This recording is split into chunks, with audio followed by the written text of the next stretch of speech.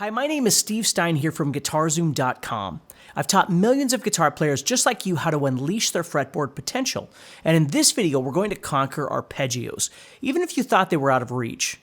In just a few minutes, I'm going to show you a simple way to play 3 major arpeggio shapes that I call the fretboard arpeggio system.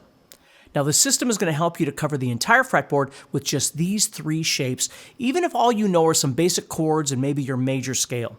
And if you stick around until the end, I'm going to unlock the power of these shapes so you can learn how to use them in a real world and practical way to create more expressive guitar solos and maybe even discover some new ideas for your songwriting. Okay, so let's go ahead and get started. What we're going to do right now is we're going to look at these 3 shapes. We're going to be learning these in the key of C major, okay? So 3 shapes, these are all major arpeggios. Now, first of all, what is an arpeggio? Well, the definition is a broken chord. So if you think about playing like a C chord on the guitar, if I did this, and I did this, that really is an arpeggio. It's just playing all of the notes separately. So what we want to do is we want to look at 3 main shapes that will cover our entire fretboard with the C major chord. All right, so let's go ahead and start. Now I could start right here and literally play this, but let's wait for that. We're going to go up to the next octave. I'm going to start on this note C right here on the 5th string. Okay, and I'm going to build an arpeggio, which is the notes of the C major chord,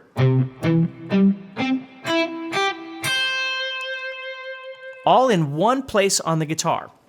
So it's okay if you don't know your theory or anything, but what I'm playing here are the notes C, E, and G. And then C, E, and G. And then ultimately, if I can reach it, I'm going to play C one more time up here, although I wouldn't necessarily need that top one. So what you want to try and get comfortable with when you're doing this, number one, if you've got distortion on, no problem, but you might want to lower the volume a little bit or turn the distortion down just a little bit, try and clean it up. And the second thing is when you play, again, let's not worry about how fast we're going. Let's just worry about trying to play this as clean as we can. So as I play these, I might add a little bit of palm muting or something like that. I don't have to, but you'll notice what I'm trying to do is kind of keep each note separate as I play. Now, the faster I go, sometimes what I need to do is I'm going to need to roll my finger. You'll notice I'm starting with my first finger, heading all the way out here to the pinky, and then I'm using my middle finger right here. Now, you might use different fingers, and it's totally okay. You just have to kind of explore this.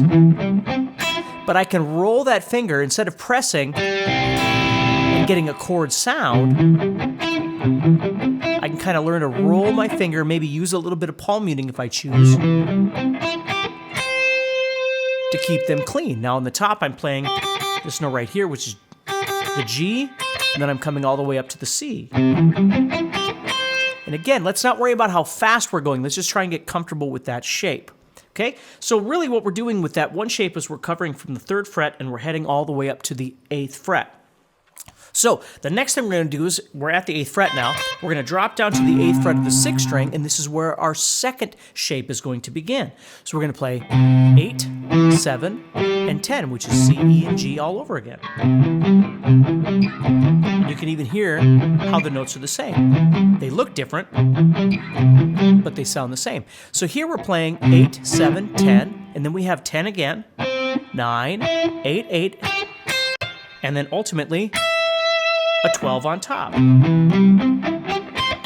So for me, what I like to do is I'll play with my middle finger, go to my first finger, and then when I come over to these, I go to them with my ring finger, not my pinky, because then I can go to the 9 with my middle, the 2 8s with my first, and then my pinky back to the 12 again.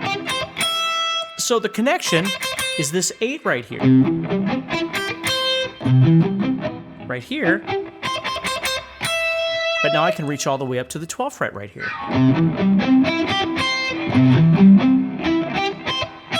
So once I get up to the top here, I'm going to use this 12 as a visual tool to create my 3rd shape, which is going to be at the 15th fret. This is the C. This is this chord, 1 octave higher, right up here. So I'm playing 12, I'm playing 15, 14, 12, 13, 12. And then 15. That's my next shape, which again is really just this chord 1 octave higher. Okay, so now I've got starting here, and then coming up here. Now I'm on the 15. That's where this one starts all over 1 octave higher.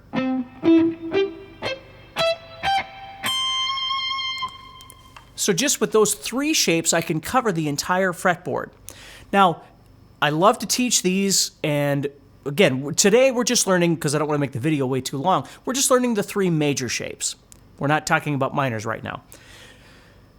And so students will work on these things, but the most important thing is the next thing that we're going to talk about, which is how to use this in a practical way. And of course, as you continue learning how to play guitar, one of the most important things is that you start learning how chords and scales, and chords really are arpeggios, how they're overlapping each other and how you can use that in a realistic way. Because you might start practicing this and just think to yourself, this is great and all, but I really would never use this wide of a stretch, for instance. Maybe you will, maybe you won't. I'm just saying it's something practical to think about for yourself and your own playing, because everybody's different that way. So what I want you to think about here is some practical things. If I was playing this, what I would learn to visualize, for instance, is that I've got a C major scale, pentatonic or diatonic, whatever you like. There's C major pentatonic, or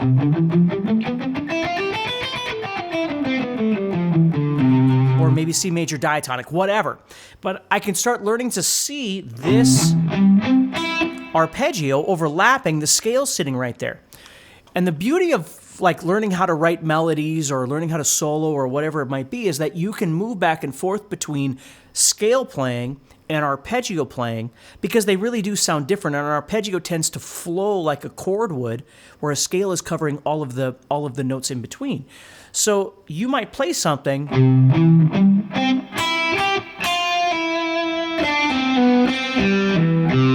you see, so I'm combining both the scale into the arpeggio. And now, like right there, what I did was I moved. And now I'm sitting right where the next arpeggio is. Now on this side, I'm using the wrong fingers, but my other arpeggio is sitting right here. So I could move from here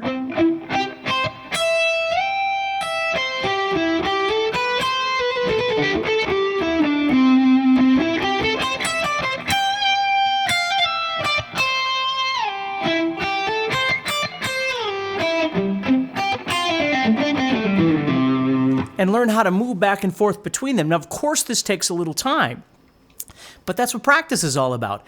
So you can almost look at these 3 arpeggio shapes as like this large outline for you to pick from at any point in time, whatever point you want.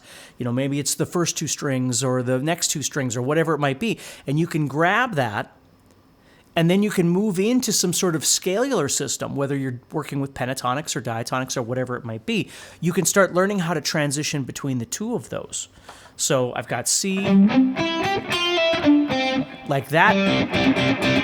That right there are the 3 strings of this larger arpeggio. So I can drop into those.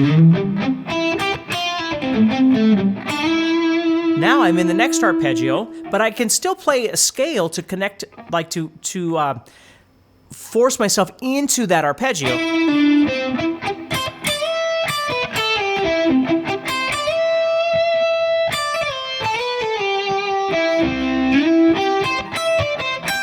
And here I am into the next shape.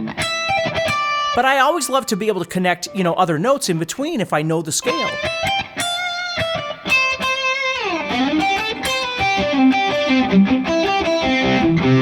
And then I can always drop into an arpeggio idea when I need it.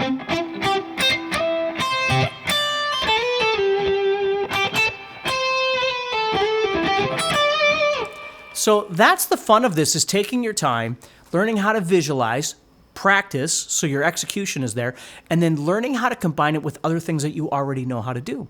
Thank you for watching this video. If you're enjoying this video and you'd like to support the channel so we can continue to bring you more free content, please take a moment to subscribe to the channel and turn on notifications and let me know what you think in the comments below. Also, if you'd like more in-depth training and courses, go to guitarzoom.com and get started for free today.